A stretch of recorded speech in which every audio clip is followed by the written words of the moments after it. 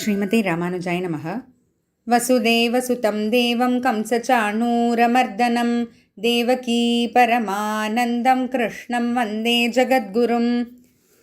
பிரபன்ன பாரிஜாதாய தோத்ரவேத்ரைகபாணயே ஞானமுத்ராய கிருஷ்ணாய கீதாமிருததுஹே நமः. நாள்தோறும் பகவத்கீதையில் இதுக்கு முன்னாடி நம்ம 20வது ஸ்லோகத்தில் அர்ஜுனனோட கொடியில் எப்படி ஹனுமான் வந்தார் அப்படின்றத பற்றி பார்த்தோம். ஒரு சின்ன ஃப்ளாஷ்பேக் பார்த்தோம் இல்லையா? அதை அடுத்து 21வது ஸ்லோகம் ரொம்ப முக்கியமான ஸ்லோகம்னு போன தொடர் முடியும் போதேவே சொல்லியிருந்தேன். எதனால் அது முக்கியமான ஸ்லோகம்னு பார்ப்போம். ஹ்ருஷிகேஷம் ததா வாக்கியம் இதமாக மஹீபதே அர்ஜுன உவாச்ச சேனயோருபயோர்மத்யே ரதம் ஸ்தாபயமேச்யுத. ஹிருஷிகேஷனான கண்ணன் கிட்ட ததா வாக்கியம் இந்த மாதிரியா இதமாக மஹீபதே அர்ஜுனன் வந்து பேசுகிறார்.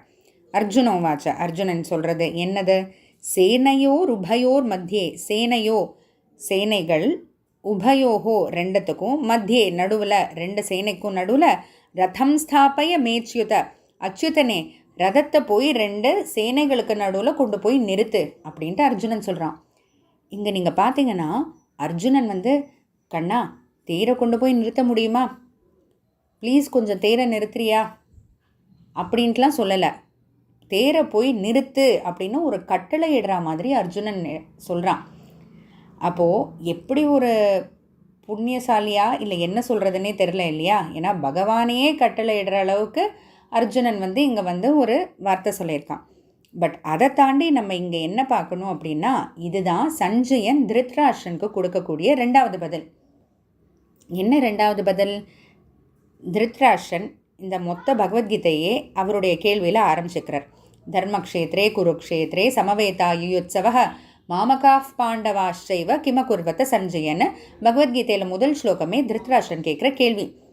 அவர் மறைமுகமாக கேட்டதுனால சஞ்சயனும் மறைமுகமாக வந்து இழுத்து நல்ல பெரிய விழாவறையான ஒரு பதிலை சொல்கிறான்னு நம்ம பார்த்தோம். அதில் முதல் பதில் பார்த்திங்கன்னா 19வது ஸ்லோகத்தில் சகோஷோ தார்த்தராஷ்டிராணாம் ஹிருதயானி வியதாரயத்து, அதாவது பாஞ்சஜன்யம் அப்படின்ற அந்த சங்கு, கிருஷ்ணருடைய சங்கோட ஒலியை கேட்டு தார்த்தராஷ்டிரர்கள், துரியோதனன் மற்ற எல்லாருக்கும் அவங்களுடைய நெஞ்சு எல்லாம் கலங்கி போச்சு, நடுங்கி போச்சு அப்படின்னு பார்த்தோம். அதாவது இதை எதுக்கு சஞ்சயன் சொல்ல வர்றாருன்னா, இன்னமும் உனக்கு தெரியணுமா யார் ஜெயிக்க போகிறாங்கன்னு? இதிலருந்தே தெரியலையா? வெறும பகவானுடைய ஒரு சங்கோட ஒலியே அவங்களால தாங்க முடியலையே, அதுக்கே அவங்க நடுங்கிட்டாங்களே, இன்னமும் யார் ஜெயிக்க போகிறாங்கன்னு உனக்கு சந்தேகமா அப்படின்ட்டு சஞ்சயன் சொல்கிறாராம்.